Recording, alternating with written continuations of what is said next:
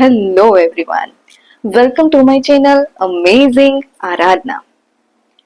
તમારું જીવન છે એ કેવી રીતે જીવવું એ શાળામાં શીખવાતું નથી, પણ જીવન જીવતા જીવતા જ આપણને એવી ઘણી સચ્ચાઈઓ છે ને એ સમજાય છે, જે આપણને, મને, તમને બધાને ખબર છે.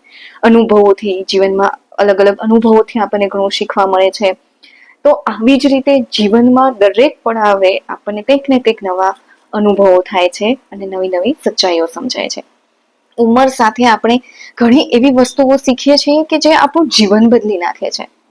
તો આજના આ વિડીયોમાં હું એવી જ 4 વાતો લઈને આવી છું કે જે તમારા જીવનને છે ને એ શાંતિ જીવનમાં સાર્થક અને સુખમય બનાવી શકે છે તમારા જીવનને.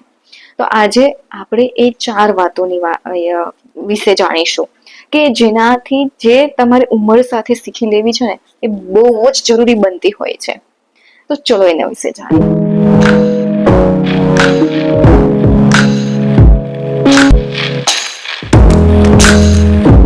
હવે ઉંમર સાથે શીખવાની 4 વસ્તુઓમાં સૌથી પહેલા આવે છે કે શાંતિ કેટલી કિંમતી છે. જ્યારે તમે યુવાન હોય અને એમ કહી શકાય કે હજી આમ એટલી બધી સમજદારી ન હોય, થોડું નાનપણ હોય, ત્યારે કેવું થાય કે આપણે દરેક વાતનો સામે જવાબ આપી દઈએ છીએ. કોઈ કંઈ કહે તો તરત જ પ્રતિસાદ આપવો અથવા તો પોતાના હક માટે લડવું, આ બધું કોમન છે. કારણ કે હજી યુવાન છે, અણસમજુ છે, એટલે મારે આ જોઈએ છે, મારે આમ કરવું છે ને એ બધું થયા કરે. પરંતુ જેમ જેમ ઉંમર થાય છે એમ એમ સમજદારી આવે છે અને સમજાય છે કે દરેક લડાઈ લડવી જ એ જરૂરી નથી. ક્યારેક ચૂપ રહી જવું એ પણ એક પ્રકારની શક્તિ છે, સમજદારી છે. અને જ્યાં એમ કહી શકાય કે જ્યાં શાંતિ છે ને એ શરણાગતિ નથી. એ હંમેશા યાદ રાખજો કે શાંતિ શરણાગતિ નથી, એ એક સમજદારી છે. જ્યાં શાંતિ છે ત્યાં સફળતા છે, જ્યાં શાંતિ છે ત્યાં સચોટ નિર્ણય છે. એટલા માટે હંમેશા યાદ રાખો કે કોઈ કંઈક કહેવું છે કે કોઈ કંઈક કહે છે તો એને કહેવા દો. તમારું શાંતિભર્યું મન જ તમારું સૌથી મોટું શસ્ત્ર છે. નંબર 2 છે, દરેકને ખુશ રાખી શકાતું નથી.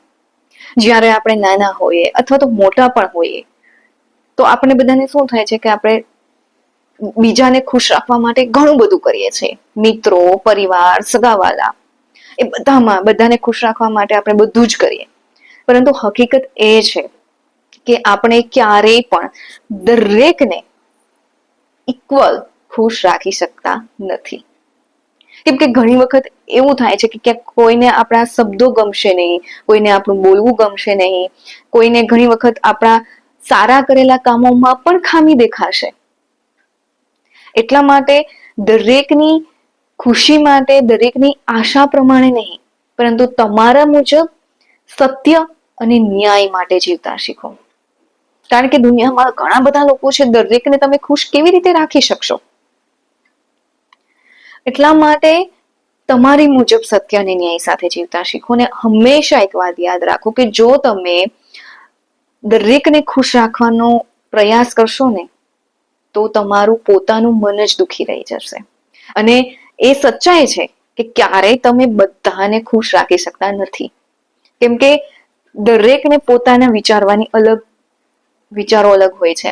એટલે તમે તમારી રીતે સાચું કરતા હોય, સારું કરતા હોય, પણ એમની નજરમાં એ સારું ન પણ હોય. તો એટલા માટે તમારી મુજબ સત્ય શું છે, સત્ય અને ન્યાય પ્રમાણે જીવતા શીખો. કારણ કે તમે જો બીજાને ખુશ રાખવામાં પોતાનું મન રાખવાનું ભૂલી જશો, તમે પોતાના મનને દુખી કરી નાખશો. તમે અતિશય જો બીજાને ખુશ રાખવા માટે પ્રયત્ન કરશો તો બીજાને ખુશ રાખો, પરંતુ એટલું નહીં કે તમે પોતાને પણ ભૂલી જાઓ. નંબર 3 છે, સમય છે સૌથી મોટું મૂલ્ય. સમય એક એવી સંપત્તિ છે કે જે એકવાર ગયો ને પછી ફરી પાછો નહીં આવે. સાચું કહ્યું ને? સમય એક મૂલ્યવાન સંપત્તિ છે. ઉંમર સાથે સમજાય છે કે દરેક ક્ષણ, દરેક પળ છે ને મૂલ્યવાન છે. હવે આપણે જ વાત કરીએ કે હવે આપણું નાનપણ છે એ પાછું આવવાનું છે? નહીં આવે. જે સમય ભણવાનો છે એ સમયે ભણી લેવું જોઈએ. કારણ કે પછી એ સમય જો જતો રહ્યો ને ભણવાનો સમય, પછી એ પાછું ક્યારેય નહીં આવે. એટલા જ માટે અત્યારે જે લોકો, જે સ્ટુડન્ટ છે, એને ખાસ કહેવું છે કે તમારો સમય છે ને અત્યારે ભણવાનો છે, તમે અત્યારે એમાં ધ્યાન આપો. કેમ કે આ સમય છે ને એ પાછો નહીં આવે, અને આજનો આ સમય છે ને એ જ તમારું આવતીકાલનું ભવિષ્ય બનશે. એટલા માટે જેમ જેમ ઉંમર થાય છે ને એમ એમ આપણને સમયનું મૂલ્ય છે ને એ સમજાય છે. ટાઈમ પાસ કરવા કરતા ટાઈમ ઇન્વેસ્ટ કરો, એ બહુ જરૂરી છે. અને જેમ તમે પૈસા બચાવો છો ને એમ સમયને બચાવતા શીખો, સમયનો યોગ્ય ઉપયોગ કરતા શીખો. તમે ફોન પર જો તમે તમારા કલાકો એન્ટરટેનમેન્ટ માટે બગાડો છો, એના બદલે કુદરતી વાતાવરણમાં 10 મિનિટ શાંતિથી બેસો, એક શાંતિ અનુભવો, મનને શાંત કરો. બહુ વધારે પડતો ઉત્પાત, બહુ વધારે પડતું એમ કહી શકાય કે આમ કરવું તેમ કરવું ને, નહીં, શાંતિ અનુભવો, કુદરતી વાતાવરણમાં બેસો. આજે તમે જે જગ્યાએ છો, આજે તમે જ્યાં છો ને એ તમારા ગઈકાલના નિર્ણયો છે, ત્યારે તમે આજે એ જગ્યાએ પહોંચ્યા છો. અને આજે તમારો સમય છે એ તમે ક્યાં ખર્ચ કરો છો ને એ નક્કી કરશે તમારું આવતીકાલ. એટલે તમારે હવે વિચારવાનો છે કે મારે આજે મારો સમય છે એ ક્યાં ખર્ચ કરવો છે કે મારું આવતીકાલ છે ને એ ઉજ્જવળ બને. અને લાસ્ટ નંબર 4 છે કે જીવન છે ને એ હંમેશા બદલાય છે. ઘણી વખત જીવનમાં એવો પળ આવે છે કે જ્યારે એવું લાગતું હોય કે જાણે કે બધું ખતમ થઈ ગયું, આમ આપણને કંઈ સૂઝે જ નહીં. પરંતુ હંમેશા ખ્યાલ રાખો કે હજી પણ તમારી જિંદગીનો છે ને એ સમય, શ્રેષ્ઠ સમય છે ને એ આવ્યો જ નથી. હજી બધું ખતમ નથી થયું. દરેક અંધારી રાત પછી સવાર થાય છે. આજે તમે જે દુઃખમાં છો, બરાબર છે, તમારી જોડે જે પણ કંઈ થયું છે, તમે બહુ દુઃખી છો, પરંતુ એ કાલે તમારા શક્તિશાળી અવતારનું કારણ બની શકે છે. આપણને બધાને ખબર છે કે દુઃખ પછી સુખ આવે છે. દુઃખ આવે છે ત્યારે વ્યક્તિ ભાંગી પડે છે, અંદરથી તૂટી જાય છે, પરંતુ તૂટવાનું નથી.